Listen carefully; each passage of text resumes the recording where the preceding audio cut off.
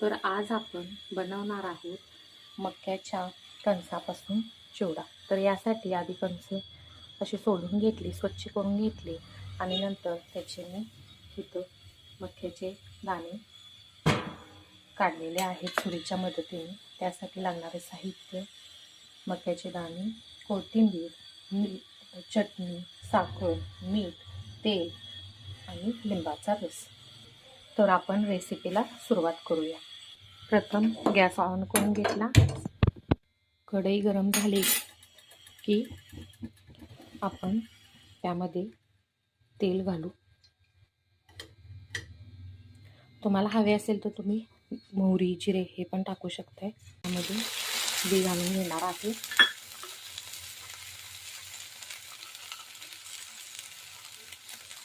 थोडंसं केसर त्यामध्ये ते मक्याचं राहतं स्वच्छ करून व्यवस्थित घ्या।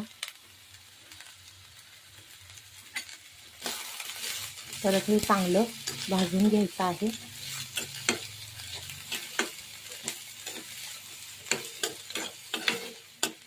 आता यामध्ये आपण थोडंसं मीठ घालणार आहे, जेणेकरून त्याला पाणी सुटेल आणि ते दाणे मऊ होतील।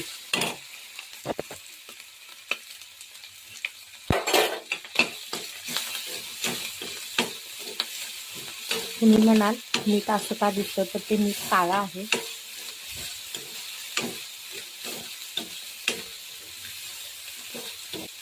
रेसिपी सोपी आहे, छान आहे, पटकन होते, खायला पण मस्त लागते।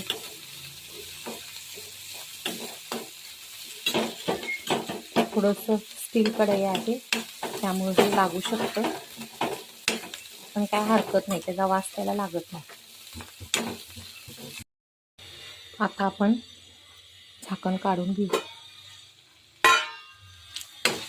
जर मक्याचे दाणे कठीण असेल तर थोडेसे तुम्ही पाणी जरी घातला तरी चालतं, थोडंसं। हे आता मऊ झालेले आहेत। ह्यामध्ये आपण आता लिंबू घालणार आहे, लिंबूचा रस घालणार आहे।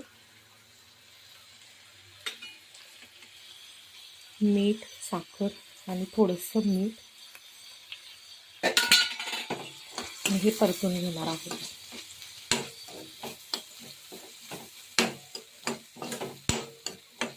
आता आपण ह्यात थोडीशी कोथिंबीर घालू आणि झटपट असा आपला मक्याचा चिवडा तयार झालेला आहे। खायला अतिशय सुंदर, लहान मुलांसाठी वेगळं करूया।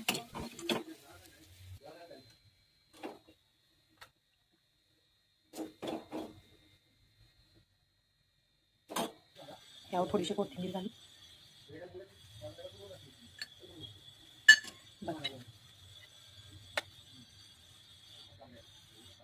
तर अतिशय सुंदर